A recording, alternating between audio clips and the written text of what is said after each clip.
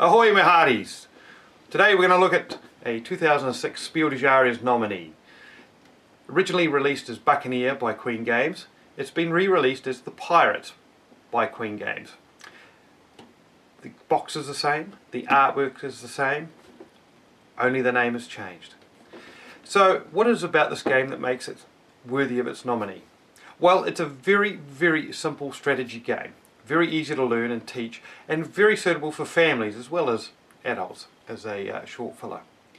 Playing in around 30 minutes, each player will command a band of pirates who hire themselves out or take the opportunity to become the captain of a crew of pirates who go out and board ships for treasure and booty. And that really is it. So why is it such an addictive little strategy game for me? Well, it's very simple. It's that simple choice of only two actions, but a lot of implications behind the choices.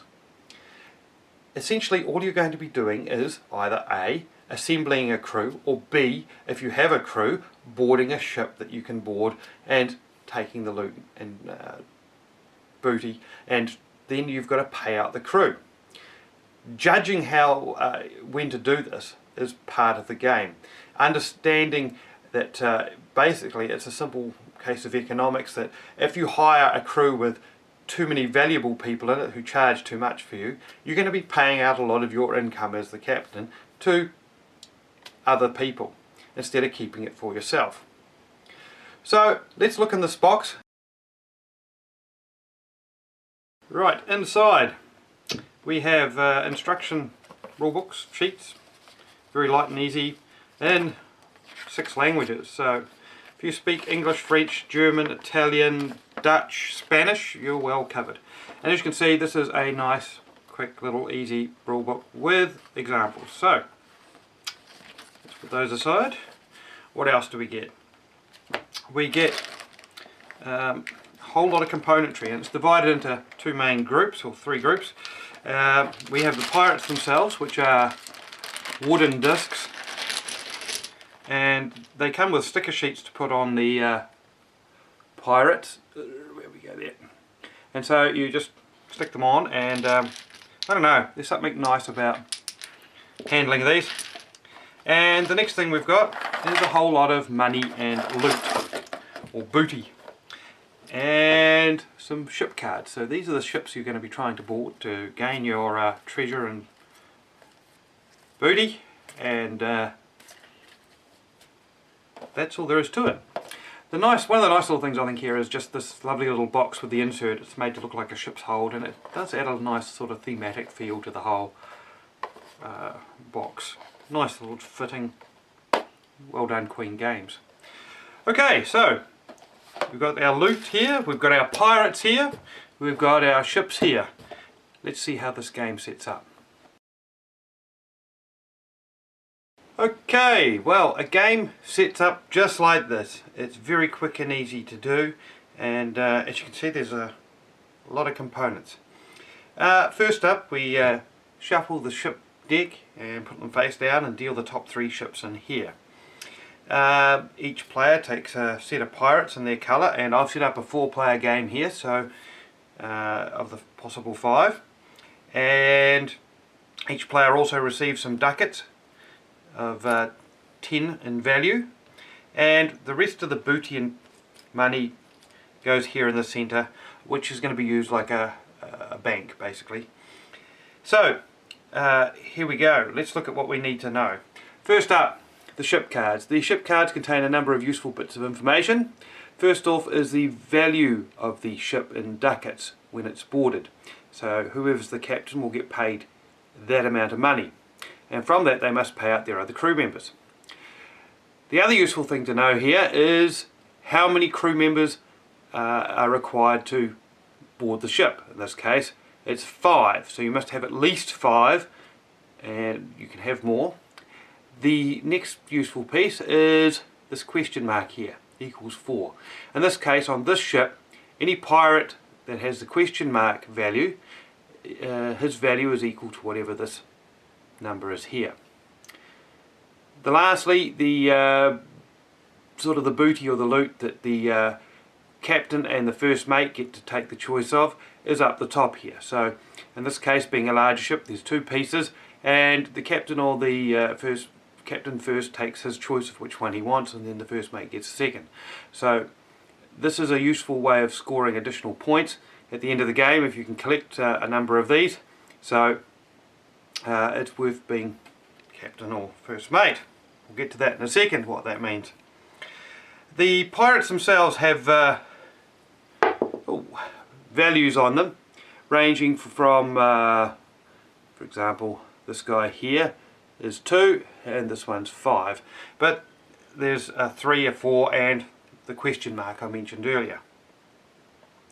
The booty loot in the centre comes in a variety of types, and they're just there to symbolise additional ways of scoring at the end of the game. If you collect the most of any one of these, you score the value of whatever it's worth. So, as I said, worth a strategy to collect those. Play is very simple. You only have two options. You can either take one of your pirates and stack it with somebody else's and place it back in front of you, or if you have a stack already and the stack is big enough to board a ship, you may board that ship. So let's do a few turns and see how this sort of plays out. Now initially it seems a bit mindless, but you'll quickly discover there's a real strategy to this game. So one of the things you want to do is you want to put some of your bigger value people in other people's stacks, crews. So at the moment, because the crews required are quite big, this is a 4, this is a 6, this is a 5, blue and red are both using their 5 to get into land on other people's smaller crew, like their number 2s and 3s, so that they can generate crews with better rewards for them. So try that, and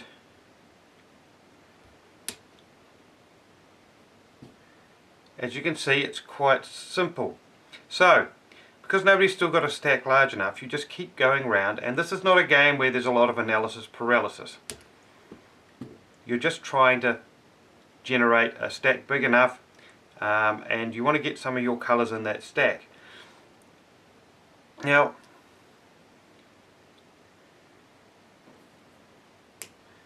blue might do that.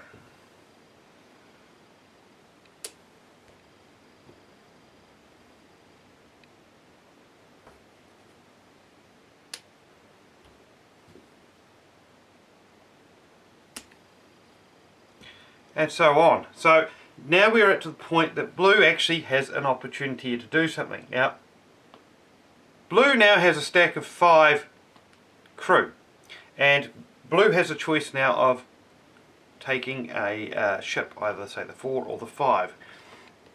And blue can do that as part of its move. So perhaps, for example, blue will take this one here with 22. So blue would get paid out 22, and you simply just pay out the money out of the bank into whoever is the captain. The captain takes their home, and they take a piece of the booty treasure. Now perhaps blue will take the treasure chest, and purple is the second, so they can take this second piece of loot or booty. Now we divide up and pay the crew. So yellow had 8 in value of crew, a 3 and a 5. So blue must pay yellow 8, and blue must pay purple 5 and 2, which is 7. Now given that blue got 22, that's a pretty darn good payout. So I would suggest blue is doing rather well. Blue is doing rather well at the moment. Okay, so that ship is now taken out, and no new ships are placed until all these ships are gone. And once they are all gone, then 3 new ones are dealt out. Once all these cards have been used, then the game is over. The cool thing about this game is there's lots of little tricks and strategies. You're obviously trying to get the most of your men in somebody else's stack so that you get a bigger payout, and you want not just the most of your men, but you want the biggest value of your men. So for example, the 4s and the 5s and sometimes the question marks are big value as well, so they're worth having in there. But the trick is that if you're trying to go for a bigger ship and you're collecting a crew, be careful, because if your stack should have more of somebody else's colour in it than anybody else's, they can mutiny and they can force you to board a smaller ship essentially before you're ready. So it's a little trick into the game. I've only seen it a couple of times played out quite successfully to somebody's advantage, but it means you've got to keep track of who's in what crew, trying to remember the values of people and how much that crew might be worth. You might have a stack with 3 or 4 crew in it, but the value of that crew is extremely high. They're all big numbers. Consequently, you might have 5 or 6 or 7 crew, and over half of them might be almost nothing in value, 2s, for example. In which case, you know, that it's a very, very small payout you're going to make, depending on what sort of size ship you're going to be boarding. So lots of little strategies with this. When do you start making more than one stack in front of you? Do you take somebody else's stack, and which case whose stack? Who's got the least value in their stack? The lowest, the cheapest pirates to employ, so to speak. I like this element of the game, trying to keep track of things and trying to measure out the value of anything at any one given time. The clever trick about the Pirates is that it has so many little strategies, and they don't seem obvious. In fact, to start with, it seems a bit mundane, and then you have to you sort of realise, okay, I'm not getting the biggest payouts. What am I doing wrong? What you're trying to do in the Pirates is basically to put your crew into somebody else's pirate stack, and you want to get the biggest value of your crew in each pirate stack that you can that's going to board a ship. And if you can't get the biggest value, then the most of your crew, as many of your crew as you can. And the other thing you can try to do is to get to be the captain. You want to be the captain or the first mate because they get the additional booty treasure that comes on each ship card, and having the choice of that to collect up means at the end of the game you can score a number of extra points which can help you win the game. And in fact, most of the time when I've seen it, the winner has collected the most of at least one set of extra booty. So it's worth trying to be the captain or the first mate to secure these extra pieces. Strategy wise, it's pretty straightforward, but that doesn't mean you're going to get your head around it the first time, because it's kind of about initially you just think, oh, I'll just take somebody else's stack, and it just goes round and round and round. But what you're trying to do is actually judge it so that it's attractive for you to be the one to take the risk and board the ship, but not necessarily attractive for other people to take your stack and make it bigger, and that potentially makes it less valuable, because unless they've got a big ship to board with the big crew, then the payout for the person who's the captain becomes very much diminished. In fact, they may make a negative profit, and it's something you've got to watch. You've got to try and remember what's happening in each stack.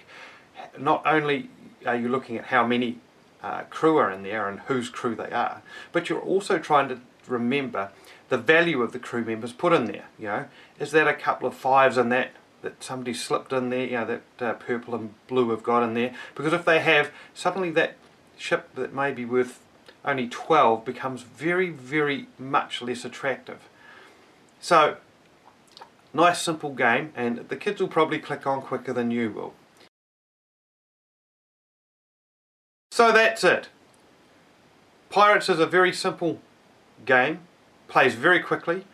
Plays out in under 30 minutes typically, and it's got a very competitive sort of streak to it. So if you enjoy that sort of competitiveness in a very friendly sort of way, then this is a game that you're going to like. If you like games where you've got to try and remember lots of things happening at once, you may well like this game as well. If you just like something that's a bit lively and sort of interactive, this is a game as well that you may like as a short strategy game. Obviously, I keep mentioning it's great for families, and it's that simplicity and the theme of it, the look of it, which makes it quite nice for families too.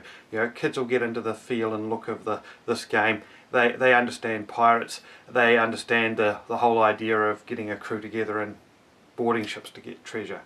And for me, this is a great game about maths and memory without being an educational game.